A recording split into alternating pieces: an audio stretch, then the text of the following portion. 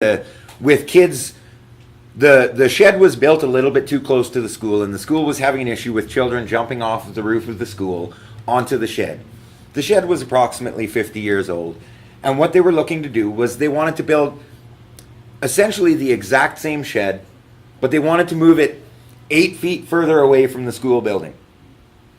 Now you would think, in today's day and age, that this would be a no-brainer. They obviously don't want to face the liability issues of a child getting hurt jumping off of the school onto the shed. A lot of different things can happen. So they asked my partner if he would be willing to do this job. Now, he went to the permits office. He applied directly for a permit. He was charged the standard $149 fee. And 7 days later, he received a phone call from the permits office telling him that he needed to come back into the permits office. He couldn't really understand why. The lady couldn't explain it on the phone. So in the end, because he paid for it with a debit card, he had to return to the permits office in order to get a refund for his money. When he got to the permits office, he found out that that $149 permit fee had now ballooned to over $1,000. Wow. And when he asked for an explanation from the lady at the desk who was returning his money and then taking more, she said that's not her department and there's no way she can explain it. Well, I don't understand, and if I'm confused, I'd like an explanation as to why it's 10 times more than the original cost. Shouldn't be. I would like to know. Shouldn't be. And you know, I can speak also to my own personal experience that a number of years ago I was doing an above ground pool for a customer. Now I had drawings and I had the layout for the yard, and I had sketched it up myself, which at that time was an acceptable practice, which has changed today. I'm going to tell you right now that I can no longer do up pencil sketch drawings because they're never good enough. I'm always told every time that I put in an application that it's not enough. I need to get a designer to do them, which also costs me a whole slew of money that I don't have. Okay. But anyways, so talking about the pool, I went and I applied for the permit, and everything was fine with the permit application, and I was paying for my permit. Okay. And the lady looked at me and she asked me, so what's the zoning on your house? And I said to her, well, What do your house have to do with? what does the zoning on my house have to do with me applying for a permit on somebody else's yard? So she proceeded to explain to me that as a business operator, I needed to have special zoning on my own personal property because I run my office out of my house. So I said to her, well, how much is that going to cost me? Well, for a small $600 fee, we'll rezone your house. Wow. Now, I'm not sure why I need to change the zoning on my house for me to put a desk with a computer and a filing cabinet in my home. I don't really understand why. Yes. Most people don't either. They can't explain that to me either. Don't right? feel bad. Don't feel funny about it because it's. And the ridiculous part about this was, in the end, they're trying to force me underground because now they're telling me that I can't apply for a permit unless I rezone my house. Unless you rezone. So they're forcing my hand. So I'm forced now to make a decision. Yeah. Do I pay that money? And that shouldn't be. I don't agree with it. That shouldn't be. That being said, if I want to be a proper businessman operating above board, obviously I'm going to have to pay the $600 if I want to be able to get another permit, because they told me clearly that I cannot apply for permits. Yeah. So now what I've been forced to do is I have to put that on the homeowner. So I tell the homeowner, I do all the drawings for them, and I give them all the information. And let them go get the permit. But they're the ones that have to go get the permit, because I can't walk into that office and get a permit anymore. Jeez. And this has been ongoing for me for 6 years. Yeah. Wow. You had also raised some. Sorry.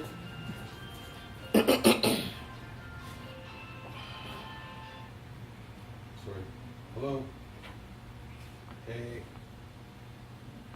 I'm at the office in Portage. Can you come by here? Okay, I'll talk to you in a bit. Thanks. Sorry. It's all right. Delivery out of town. Okay. Yeah. So you have also raised with me some of the solution, and but also something happened to compare us between the big guys, so to speak, the quote unquote the big contractors and yourself. There was a comparison you made. Please share that with the viewers if you don't mind. I was doing a project in a basement. I was asked to undertake framing. Well, the walls had already been framed, but I was asked to put drywall and board and make a finished basement. Yeah. A customer had a daughter moving back home, and they wanted to create a bedroom where their daughter could live down in the basement. So it was in one of the newer developments, and I'm not going to cite specifics of where it was Okay, because fair enough. what I discovered as a result of that project was very, very, very shady. And I'm not going to name the home builder, Mm-hmm. and I'm not going to name the neighborhood. Okay. What I can tell you is that it was a newer development, Okay. and the house that I was working on was less than 15 years old. Okay. In the process of doing the basement, several things were discovered. There was one spot where I saw the white poly that had been put in there ballooning. Mhm. So when I went to straighten it out and fix it, I cut it open and water poured out. Wow. There was probably a gallon of water Wow. sitting behind the vapor barrier. Oh, my. And so I had to open that whole section up and re-insulate it. And it was because the guys that had done the dryer vent through the wall, Mhm. instead of coming at it from two different sides and not shattering it, they just pushed it through and it exploded the wall, and then they didn't even seal it, Wow. right? And this is really common standard stuff. I see it all the time now, where 18 years ago I wasn't seeing any of that stuff. Guys took pride in what they did. It took time to do it. They had pride in their trade, and they had pride in what they were doing, and I'm not seeing that anymore. It's becoming less and less frequent. So anyways, at one point, the customer came to me while we were in the mudding stage, and they asked me, hey, is there any way that you can fix these couple spots? And they showed me some stuff upstairs. And what I saw at that time was, I'm looking at drywall screws poking out of the drywall all over the place. Mm. And I said, well, this is more than what mud can fix, right? So I started to do a little bit more investigating on my own behalf, saying that there was clearly a problem here somewhere. And I was not prepared for what I ended up finding. Oh my. Now, as a ticketed carpenter, one of the obligations or understandings that I was given when I agreed that I was going to undertake becoming a Red Seal carpenter was that I need to understand the National Building Code of Canada. And the National Building Code of Canada, while it's a ginormous volume, Yeah. is very, very, very specific to my trade. So when I started investigating this situation, what had occurred was the contracted carpenter that built this home clearly violated the National Building Code. Whoa. Whoa. There was a 5-ply beam, which was the structure that carries the entire home. Mm-hmm. And now the National Building Code states that if you're using multiple pieces, Mm-hmm. when the two ends come together and they make a butt joint, Mm-hmm. those butt joints cannot be in the same spot. There has to be two full plies that overlap that's- at least 4 feet Yeah. to either side of that joint, and there has to be 2 full plies in between. And then you can have another butt joint in the same location. Well, on this 5-ply beam, all 5 plies were butted together in the same spot. Jeez. So essentially what they had done was they created a home with a structural separation. It's 2 separate pieces Oh my God. that can just move wherever they want. Want to move. So when I began to explain this to the customer, they were like, oh my God, what do I do? Right? Yeah. So I said, well, to my understanding, the first step in this process is you need to hire an engineer. An engineer needs to come in, confirm that this does not in fact meet building code, propose a plan. So What are we talking about here? We're talking about $2,000 worth of engineer coming to his home to draw up some drawings to say that we need to put a sleeve around this whole beam. It turned into a crazy situation. And then the customer came to me and said, well, can you do this work? Mm. And I said, well, don't you think that the guy who built your home should be footing the bill? Because I'm going to tell you right now, this is going to be a not huge cheap. bill. It's not cheap. So he wanted a little bit of guidance. So what I suggested was to approach the home builder with the drawings from the engineer and see what their reaction was. And what I didn't expect was that he actually approached the warranty guy, the lead warranty guy, Yeah. about it. Showed him the drawings and said, what can we do about this? And the guy said, I know the guy that built this home, and there's hundreds of them done this way. Wow. Wow, man. Okay? So that's step one. That's step one. So now we're talking about a major home builder who's clearly in violation of the National Building Code. And I'm going to tell you right now that I know for a fact that when the inspector comes to my job site, that stuff doesn't slide, It doesn't slide. right? So Now what's I don't good for the goose is not good for the gander. I don't know where that disparity is, and I don't know why that disparity is there. I'm assuming it's because they're generating huge profits, and I'm just getting by. Yeah, no. That's my guess. Yeah, yeah. But you see, the City of Winnipeg also have an issue with sometimes some of the inspectors that they send out based on what even yourself and others were sharing with us, that they go on these sites and they have inspectors that are not quote unquote qualified. Is that the word to use? I don't know if qualified is the right term. I believe that they have had the practical textbook education. Okay. But one of the things that most people who are in the trades understand is that every job site is almost like a different beast. And we're working our best to maintain a level of quality and a level of guarantee, I guess would be the best way to put it, right? And what we're trying to do is we're trying to live up to the National Building Code. And we're also trying to live up to the Manitoba amendments to that code, right? Now, sometimes in certain situations, given the parameters that we're faced with, we can't always meet the code perfectly, but we can do our best to get there. So what I've noticed with previous jobs is a certain level of inflexibility in a rigid way of thinking.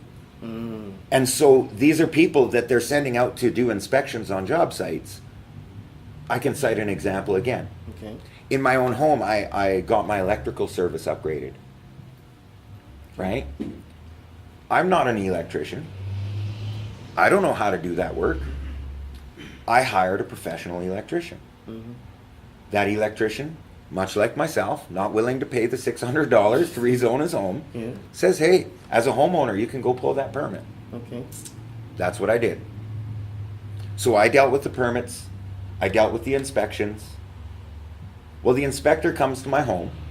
After all the work is completed, we got to remember my house is now powerless. Okay. I cannot turn it back on Okay. until it's been passed by the city. And he fails it. Wow.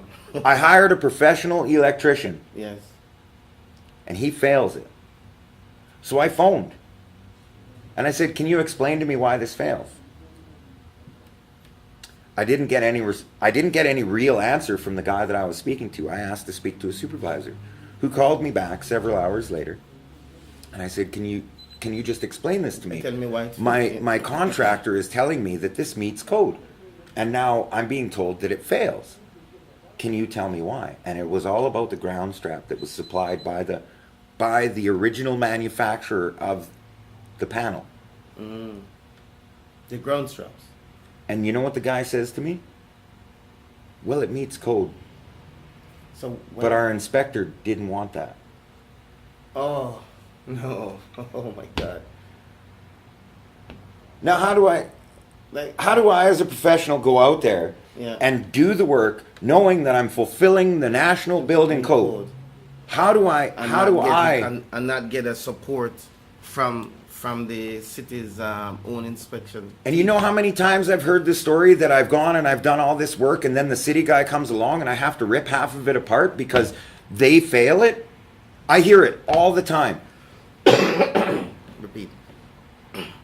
I hear that all the time. And it makes me furious. It makes my blood boil when I really think about this because you're talking about dollars and cents. Yeah. And as Time is money. as a small business owner, Yep. I've spent all this time and effort to build this, knowing that it's going to be okay, to be told that I'm going to now need to amend and change all this stuff. So now I've got materials that are going to waste because he doesn't think it's okay. And now I have to rebuild it. So now I have to pay my workforce to do it again. So I'm paying them to build it, to tear it apart, and build it again. And how many times do I have to go through that? No. So, talk to me quickly about the solution. What would you say, having seen all of this? Talk to me about what do you think, as mayor, what would you like to see the city do to alleviate this and to make it a little bit more user-friendly, if that's the word, and less stressful on both your part as well as the homeowner? It's been my belief for a number of years now that and I've been willing to say this to anyone who's willing to listen. Okay. And I know there's a number of tradespeople who would agree with me on this topic. Okay. It's my belief, and I don't know all the answers to this, but it's my belief that this industry needs to be regulated. Okay. There needs to be some level of control where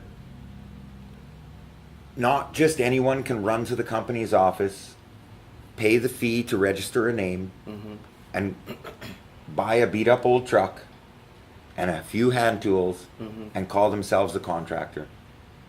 Because another one of the things that I encounter on a regular basis is when I go to a customer and I quote them a job, I've got my red seal. I've got it written right on my card. It says Red Seal Carpenter. Yeah.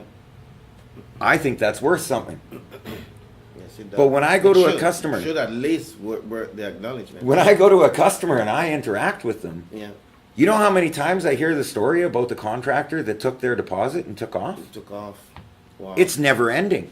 Or the contractor that showed up, botched the whole job and made a complete mess and walked away after taking a whole slew of their money, Wow. twice what the job's worth. I hear that story regularly. Almost every single job I walk onto, I hear another horror story about a contractor who's done something shady. It's no wonder these people don't trust us. Yeah. It's no surprise when I go and I say, I need a 40% deposit because I can't float your materials on the job. It's no shock to me that they're like freaked out. They look at me like a deer in headlights. They don't want to let go of that money, and I understand that. But at the same time, I'm in the same boat. I don't want to let go of that money either because that's out of my pocket. So as a city, we need to look at the regulations, some of the regulatory arm working closely with the provincial government to make sure that we have some credibility out there with the contractors, subcontractors, contractors, to to let the public have the confidence, knowing that if they're dealing with a Jamrock Security or a Lasting interiors. lasting interiors, that it is a company registered. They can check it out on the company's website or the city's website or something that would let them know right away, okay, this guy is good, this guy is above board, and this guy is somebody I can trust. And then come down hard on the people who just literally just pay $40, slap a name on, print some business cards, for $10, and carry themselves as experts when they're not. That's what I'm hearing from you. And I see it over and over and over again. I see projects that have been completely botched. Yes. And it's tremendously upsetting to the customer when I walk in and I tell them, in order to fix this, I've basically got to tear it all apart. Wow. And now you've paid that guy that money, and you're going to be paying me more than he asked for in the first place. Wow. But that's because they thought they were getting a deal. I'm hearing a trend. A lot of guys, what they're doing right now is they don't even want to bother to quote. So what they do is they tell the customer to get quotes from other guys, and they say, I'll beat it by $500. Mm. So that they land the job, right? Mm. And one of the other factors that plays into this is if I'm an average homeowner and I don't really understand what's going on, Mm-hmm. I liken it to doing my taxes. I don't know how to do my taxes. I could probably fill out the paperwork. Mm-hmm. I could probably get it done. Mm-hmm. But at the end of the day, I'm not an expert when it comes to doing my taxes, right? Yeah. That's why I hire a professional. And at the end of the day, those customers should feel like they're hiring a professional, Yeah.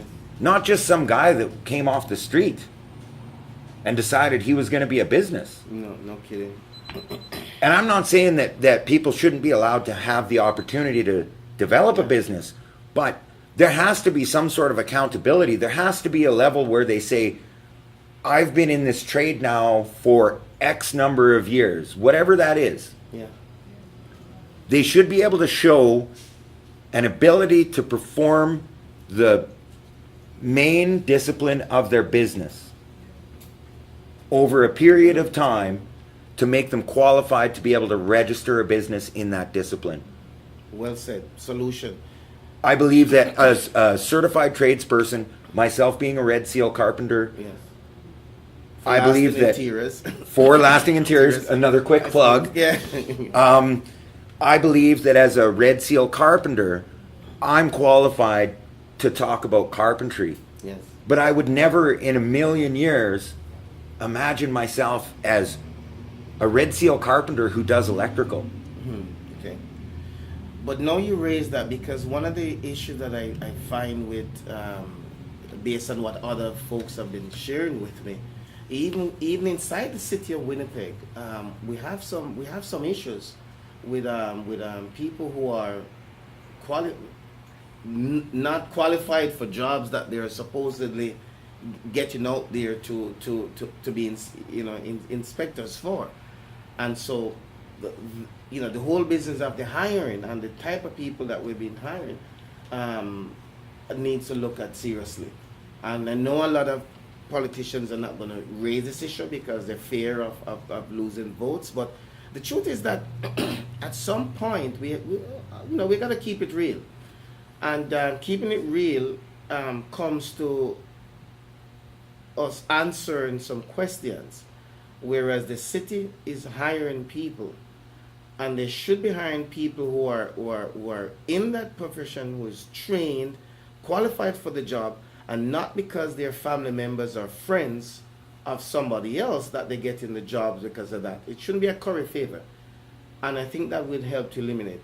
And you mentioned also about the hiring part of it, and the reason I have this card up, Mother Earth Recycling, again, is that here is a recycling program that the city doesn't even support, and the city of Winnipeg, and it's the only Aboriginal owned business, and the city of Winnipeg doesn't even support its own small business to do recycling program, and you wonder why.